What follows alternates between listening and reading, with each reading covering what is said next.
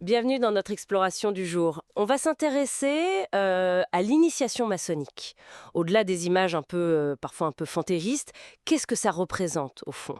Notre but, c'est de décortiquer un peu le sens de ce point de départ, symbolique, ce premier pas, quoi. C'est exactement ça. L'initiation, on disait d'ailleurs réception au XVIIIe siècle. C'est bien plus qu'une simple adhésion, hein. C'est un rituel, vraiment structuré comme un passage, oui. Une transformation symbolique. Les francs-maçons, ils parlent souvent de passer de l'obscurité, vu comme les préjugés, l'ignorance, tout ça, vers la lumière, c'est-à-dire la quête du vrai, du juste. Une sorte de nouvelle naissance, mais sur le plan symbolique, bien sûr. D'accord.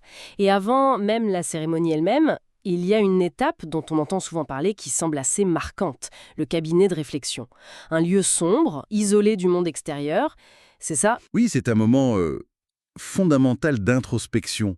Le candidat, il se retrouve seul, face à des symboles qui évoquent la condition humaine, la finitude, et aussi des maximes, des phrases qui invitent à réfléchir sur soi-même.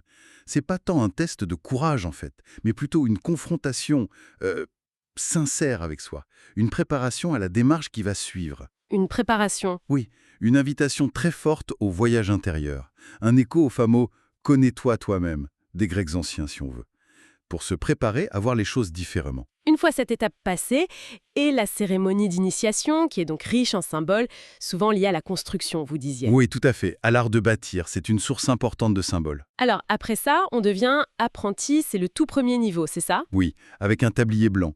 Qu'est-ce que ça implique concrètement pour le nouveau membre? Alors, l'apprenti, il découvre un nouvel environnement symbolique. Sa place dans la loge, elle est traditionnellement au nord, c'est la zone qui est vue comme moins éclairée, hein. Symboliquement, c'est la zone de l'apprentissage. D'accord. Et la consigne principale au début, elle est assez simple en fait. Observer, écouter et méditer. Réfléchir en silence pendant les travaux collectifs. Le silence est requis, donc. Oui, parce que c'est vraiment une période pour intégrer les symboles, le rituel, le fonctionnement du groupe.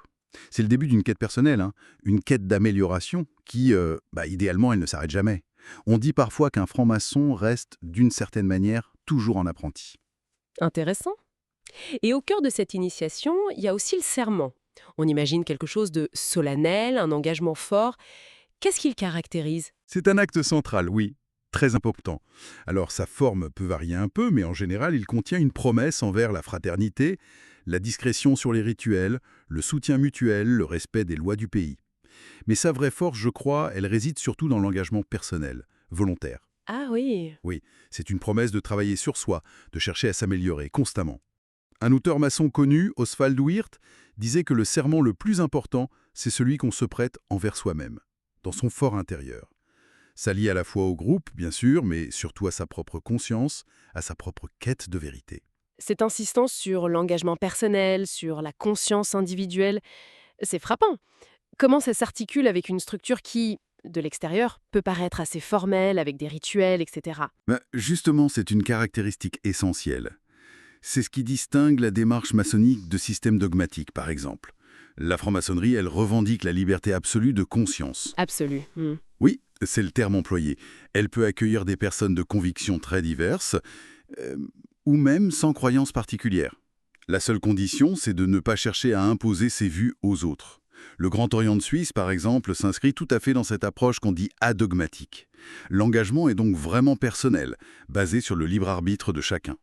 Alors, une question qui revient souvent, le fameux secret maçonnique. Si les rituels, les symboles, tout ça est finalement assez documenté, aujourd'hui on trouve beaucoup de choses, où il est ce secret? C'est une excellente question. Le véritable secret, si on peut l'appeler comme ça, il ne réside pas tellement dans les mots de passe ou les signes de reconnaissance.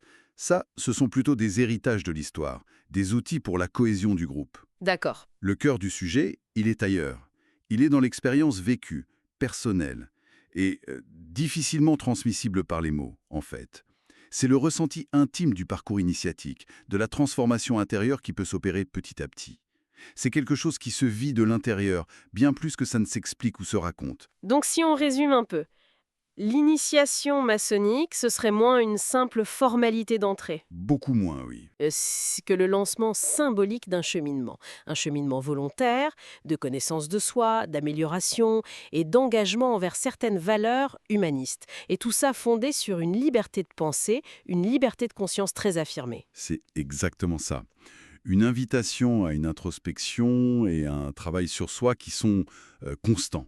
Et peut-être, pour conclure, une petite réflexion à laisser mûrir.